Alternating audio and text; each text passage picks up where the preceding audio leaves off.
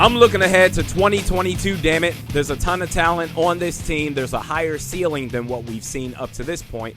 And that's why going into next season, the biggest need is head coach to take this team to the next level. Now, what I'm looking for here is experience on offense, because specifically with the Vikings, that's where the power is. But even if you look on a broader scale, league-wide, to consistently win based on great defense is so hard to do. You need everything to go right all the time.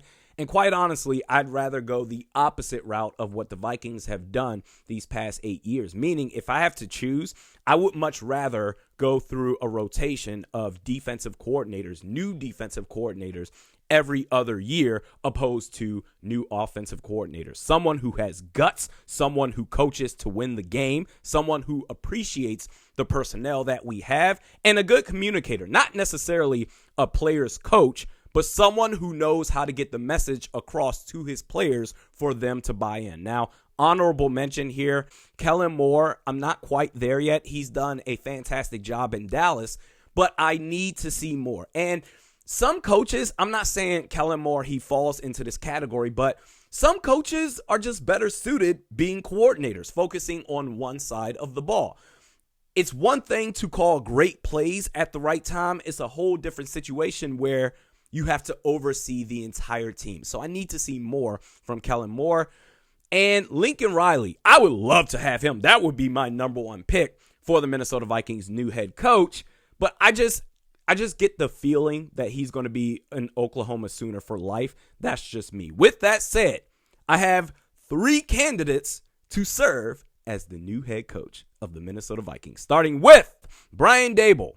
What he's done in Buffalo is nothing short of amazing. 4th year as the Bills offensive coordinator. Now, right now, they have the number 1 scoring offense, last year, number 2. And Josh Allen, listen, Josh Allen as a full-time starter at the University of Wyoming never eclipsed a 60% completion rate. And the first 2 years in Buffalo, it was the same. The last 2 years, he's made leaps and bounds in his game. This year, if the season were to end today, Josh Allen would likely win MVP. So he's been great. And they're spreading the ball around. It's not just Stephon Diggs. It's also Emmanuel Sanders. It's also Cole Beasley. The Bills, they are top 10 both in passing and rushing. Brian Daboll, he knows what the hell he's doing. And as far as getting players to buy in, I saw this speech that he did. I think this was during training camp this past offseason, and it made me want to run through a wall for this guy. He said to every coach and player that was standing up at the time, he purposely had them stand up. He said, if you're a coach and you've ever been fired, sit down. At that point, every coach in the room sat down. Okay. If you're a player and you've ever been cut or traded, sit down. A large portion of the players followed suit. If you weren't picked in the first round, sit down. All of a sudden, Josh Allen was left. Josh, how many scholarship offers did you get out of high school? Josh Allen replied, none. Brian Daboll then said, all right, let's all remember where we came from. That right there is deep. That's how you get players to trust in you. It's one thing to be a player's coach. Hell, Mike Zimmer, he's a player's coach to the players that he actually likes, like Anthony Barr, Everson Griffin, Hitman. It's another thing to get players to buy into what you're saying and to be humble. Because how many times have we seen when the Vikings, led by Mike Zimmer, once in a while, they do win a big game, and it's, oh my God, we did it. We overcame all adversity. And then the following week, they shit the bed. That's how you keep players engaged. I would fucking love it if Brian Daboll was the next head coach of the Minnesota Vikings. Number 2 on my list, Eric Bieniemy. Now, Kansas City, they are struggling. They're 4-4, mostly because their defense is some ass. But their offense is also not as hot as we're used to seeing. Patrick Mahomes is basically on a 2-to-1 touchdown to interception ratio. But still, even in a down year for this offense, they are the number 4 offense in the league, number 9 in scoring. And the floor, the worst version of Kansas City's offense, is still better than 2/3 of the league. Are you kidding me?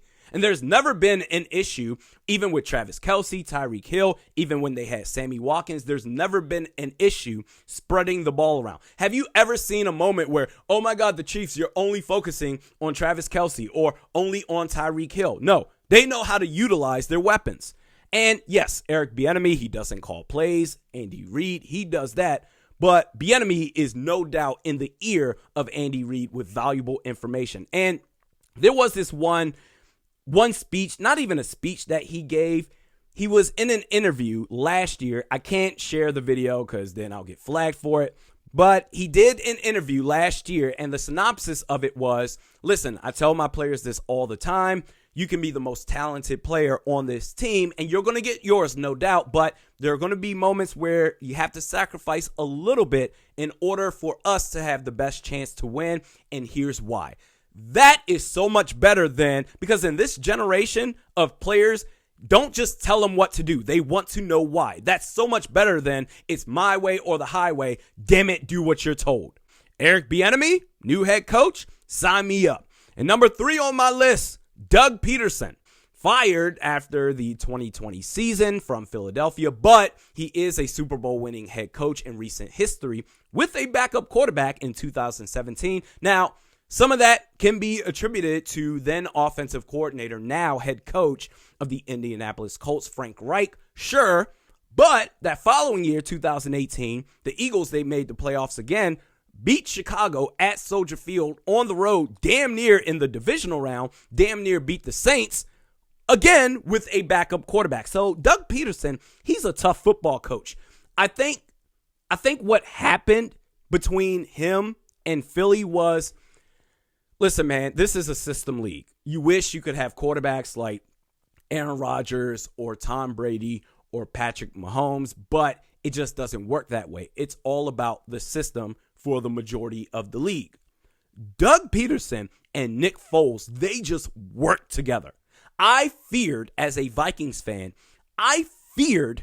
Doug Peterson and Nick Foles way more. I didn't even take Doug Peterson and Carson Wentz seriously. Those two together, nah, I'm super good. And do you remember the NFC Championship game 2017? The Vikings, they were 3-point favorites on the road at the Link. They stomped our beloved Vikings 38-7.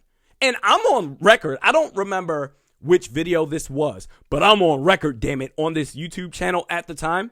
I said, man, if I'm the Eagles, I would trade Carson Wentz and keep Nick Foles. I know Nick Foles, ever since he left Philly, hasn't done anything at all. But Doug Peterson and Nick Foles, they just work. And Carson Wentz, he couldn't stay healthy. Last year, he ended up getting benched for Jalen Hurts. So that pairing, that head coach quarterback pairing, just did not work. I think if you were to bring Doug Peterson on as a new head coach, I think you should do this for every head coach baseline. But especially if you bring in Doug Peterson, you need to make sure that you have a general manager that he can work well with. Rick Spielman, that would not work, all the goofy shit he does. He does a lot of good stuff, Spielman does, which is why I go back and forth with him. But the goofy stuff that he does, we're going to bring in Sean Mannion. Doug Peterson would never be happy with that. So those are my 3 candidates as your next head coach of the Minnesota Vikings starting in 2022. Brian Daboll, Eric Bieniemy, Doug Peterson. Let me know your thoughts in the comments section below. Next video is tomorrow. We'll see you then.